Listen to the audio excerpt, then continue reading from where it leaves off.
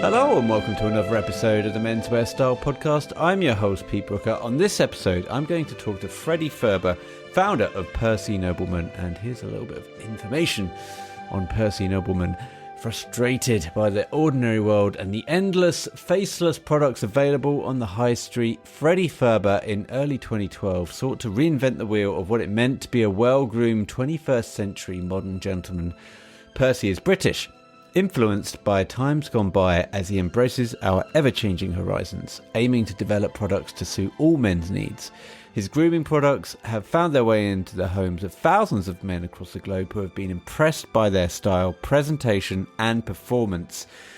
And you can find out more about the brand and also shop some of the gifts, the grooming products, the fragrances through the website percynobleman.com. And here is Freddy to tell the story of Percy Nobleman. I am an entrepreneur. I'm a brand enthusiast, someone who has a lot of love for aesthetic, cosmetic formulation, and when it comes to Percy Nobleman, all things men's grooming. That brand, Percy, is all about the modern gentleman, marrying old with new. Trying to bring a new aesthetic to sort of traditional grooming habits, and it was very much focused around the beard and everything to do with the beard. So obviously it's evolved over the years, but yes, that's it in a nutshell. So what kind of experience did you have leading up to launching Percy Nobleman? What skills did you implement in the business from your end?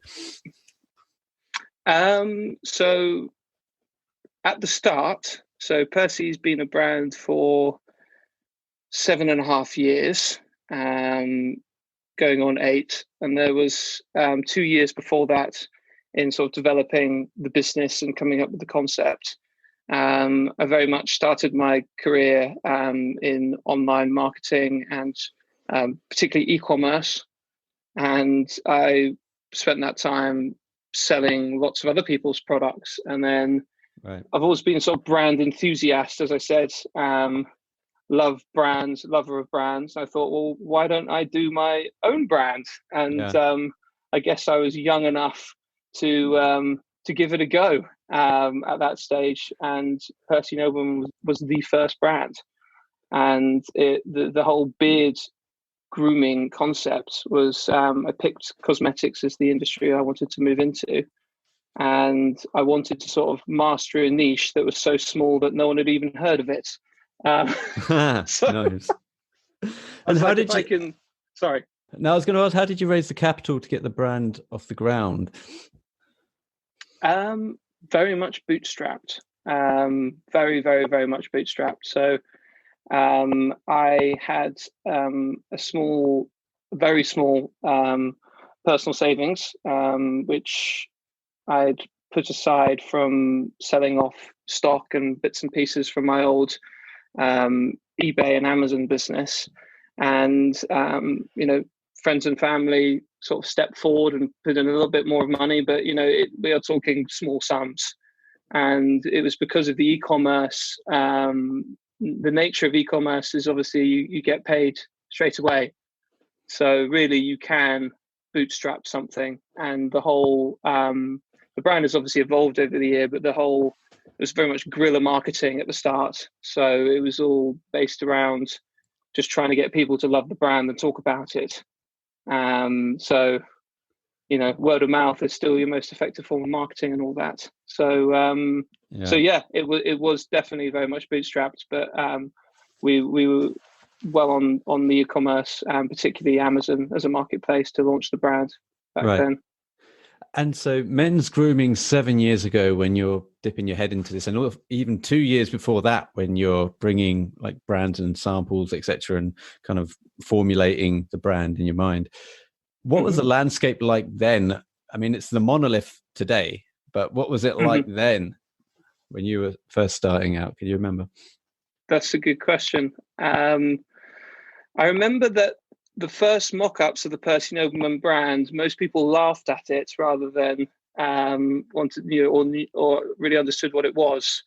and it was definitely something, totally unusual. And I remember when we were developing the first sort of men's grooming range, I was thinking, well, how many different things can we put together for someone's beard? Obviously, like beard oil had been around for decades. Definitely an American subculture of guys with axes and blending butters together and rubbing it in their beards. But had it been done for the modern gentleman, that was really the unique concept which I was trying to grasp on. It's like, let's do something that's very traditional, very modern, but do something in the concept of the product itself that had never been done before, but give it that traditional look. So then when guys and people engaged with the brand, they thought, hey, I recognize this. Surely this is what guys have been doing forever. But certainly at the beginning, we were very much right place, right time. And I don't think I would have been able to develop my business to what it is today if I'd started now. That's for sure. Right. The landscape of the competition has totally changed. I think all of the big players, the L'Oreals and Unilevers of this world, saw sort of men's grooming to be this next big, enormous thing. And ultimately, I don't think that transpired. Right. So the marketplace is now very much flooded with huge conglomerates that don't really understand the intricacies of men's grooming. And how do you get your head above the parapet as a brand? You say it's saturated. There's a lot of other brands out there. How do you kind of distinguish yourself nowadays? Very much through the brand DNA and what the brand is and how much personality you can pour into that brand. And that was very much it stemmed from the guerrilla marketing techniques of our comic books, which is how I saw that on the site. That looks great. Part 1 of 4. So. Yeah. It started obviously with the brand launch with one product, a beard conditioning oil. Most people know them as beard oils these days, but ours is still named beard conditioning oil. I built the character around Percy, who's loosely inspired by my great grandfather Percy. Obviously, I wasn't going to slap my own surname on a product because who was I?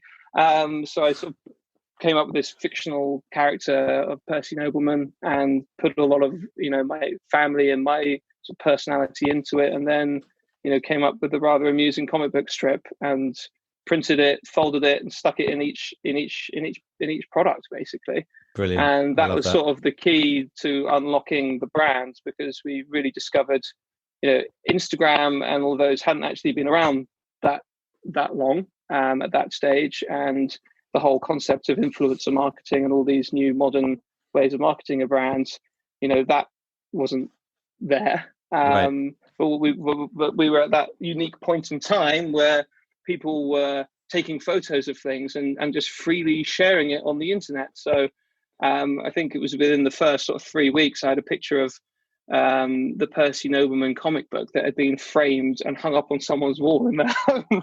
So and that's they'd taken brilliant. a photo of it, and then it just sort of encouraged people to sort of share and talk and get involved with the character Percy and engage with the next comic and the next product. And it just sort of became this whole brand narrative that people could really sort of buy into and get involved in. And obviously it was a huge amount of fun doing it. So it was great. But it's these little details, mate, that really do, when you get them and when you open stuff up. I mean, I'm lucky enough to be in a position where I get gifted a few things. And when you do open up the boxes and you notice that there is either like a handwritten note or they've put in something that is a little quirky, you almost want to be taking a picture of that rather than the product itself, because it's something that you didn't expect. I'll give you an example. When I'm a subscriber to Viz magazine. And when you get a Viz magazine in the post, you get a little what's called a compliment slip, but it's a picture of a man, an old dude with a speech bubble saying, "I like your hair and your shoes." So he's complimenting you on a little. Anyway, it cracks me up every time I get it, and I just love it. I think it's these sort of things that you can put that add a personality to what you're already getting on top. So kind of it adds more flavor to the brand itself, doesn't it? Absolutely, absolutely, and ultimately that's what makes a brand, isn't it? Yeah. And that's why, people buy into brands, because they like these little things, and it makes you feel good, and it's an extension of yourself. Why else would people spend the extra money on a brand? Because if you're just looking at commoditized goods are commodities. A brand is something that one person or a group of people have put a lot of attention and thought and care and love, and looking at every single aspect of that brand. You can't do that with a commodity good, because there isn't the margin, and B, it's a commodity. So why would anyone do that? But that's what makes brands so magnificent and so interesting. So you touched upon social influencing and social marketing there. Do you give products to, say, influencers now to try and be an ambassador for the brand? And do you then pick them out and going, well, look, you look pretty good with my brand. You kind of get what I get in life. Here's a couple of things for you to try out. Or do you not bother at all with influencer marketing? Good question. So when we launched the brand, when we launched the brand into Boots, so our first major listing for Percy in 2014, we did an influencer campaign, which was, I think, obviously I'm slightly biased, but I think it was very successful. And we, rather than going for the typical influencers, we went for the sort of Percy's Noblemen. So people that do interesting, weird, and wonderful things. So we went after, the ex-cricket captain, and then a playwright, and then an adventurer, and then, I even got into an exchange with the guy who developed and founded the Football Manager computer game, and then just all these sorts of interesting men who were, probably very surprised to have received an email from us saying, "Hey, do you want to try our brand?" So we didn't go for the quote unquote typical influencers, and obviously the market and how influencers are these days has totally changed, and we do still try and do some of that, but I have to say that the magic has worn off a little bit in that regard. So it's now seen as the way to launch a brand, and obviously all of the big agencies, the PR agencies, the bigger brands with all the major, multinationals, are no longer spending their money on print advertising, so they've got to spend it somewhere. Right. So the whole dynamic has changed, but I think that was a very special moment, and lots of those people, I'd like to think, would still be engaging with our brand in some way. Yeah. And we've been lucky enough to have a lot of celebrity customers on our website and things like that. So we have and we've had a lot of interesting fan mail. We had one guy who sent me a very, very long email saying that, just so you know, your beard oil is used to condition the beards in the Game of Thrones set. And I just remember messaging saying, epic. I was saying, if I see a glisten in the beard of one of the White Walkers or something, I'll feel very happy. But obviously we can't promote these things on our website or anything daft like that. But it was just amazing to receive this correspondence to say that our product has sort of made its way into such weird and wonderful places. That is the tip of the spear. That is. I really like that. No, that's really cool. So how many people are working for you today, Freddy? I mean, are you quite hands-on now with every facet, even like the online marketing, the campaigns, etc.? How is it today? Yeah, I am as managing director of the business. I'm still very much hands-on. Does make my workload also, well, it feels like it's never ending. I still sort of try and sign off and approve every new product idea. I come up with all the concepts for any new product development we do, write all the copy, write a large amount of the marketing still, and all the bits and pieces. But no, the business has expanded. My company is called Ellipsis Brands, and we've also developed a few other brands, and that has allowed us to expand the business. There's 36 of us now employed in Norfolk, and we also now run a factory and do brand product development. We have a development lab, so all the formulations are done in-house. Terrific.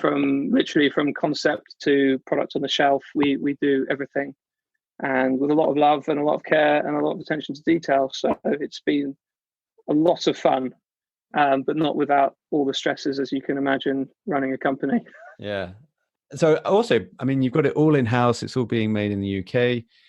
I mean, just before Brexit, right? So no worries about getting importation or anything else from outside. How has that kind of hit you at all? Has it fluctuated what you think about?